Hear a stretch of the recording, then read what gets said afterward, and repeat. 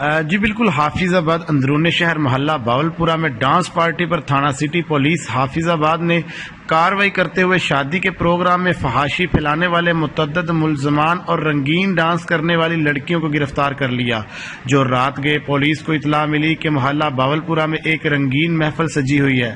جہاں پر قانون کی کھلے عام خلاف ورزی جاری ہے، جس پر تھانہ سٹی پولیس نے چھاپہ مار کر شادی کے پروگرام میں گانے بجانے اور ناچنے والیوں کو گرفتار کر لیا، جن کے خلاف بغیر اجازت نامے کے فنکشن کرنا اور بڑے بڑے اسپیکر لگا کر فحش گانے چلا کر ناچ گانا کرنا